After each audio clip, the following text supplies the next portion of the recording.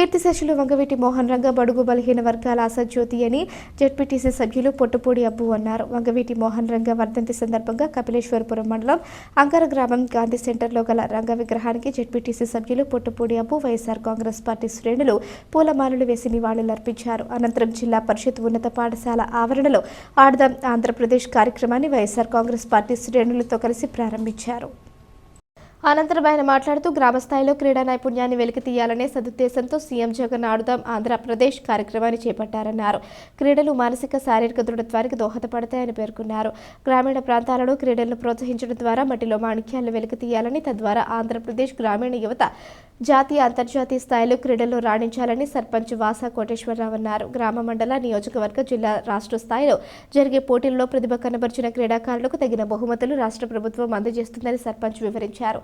MPDO Ramakrishna Reddy, ZPTC సభ్యుడు అబ్బు, sarpanch వాసా Koteswararao, vice president ఎర్ర Veerannababu, Vasamsetti Vasu, తిరునాతి Venkateswararao, MPTC Addala Srinivas, P Srinivas, Palanki Kishore, వంగనల్ల Srinu, గంగమల Rambabu, Gudimetla Rambabu, అచనకాపు, స్వామికాపు తదితరులు ఈ కార్యక్రమంలో పాల్గొన్నారు. మరి కొంతసేపట్లో మన హై స్కూల్ గ్రౌండ్ లో సీఎం గారు ఓపెనింగ్ అయిన తర్వాత ఇక్కడ ప్రారంభించడం జరిగింది.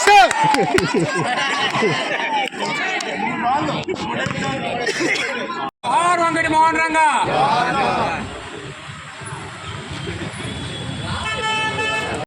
ఖర్చుకు వెనకాడకుండా ప్రతి సచివాలయం ఎందుకంటే యాక్చువల్గా చెప్పాలంటే అధికారులుగా మేము కొంచెం తిట్టుకున్నాం.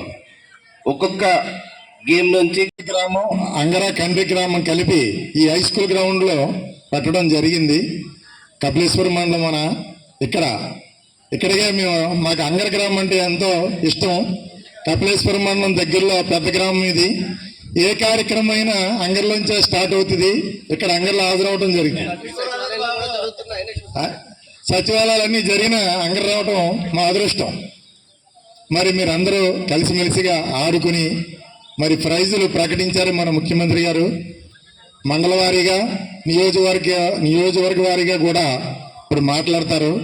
ఆ ప్రైజులు సాధించాలని చెప్పేసి కోరుకుంటూ ఈ అవకాశం ఇచ్చిన పెద్దలకి పనులందరూ కూడా ధన్యవాదాలు తెలుపుకుంటూ సెలవు తీసుకుంటాం.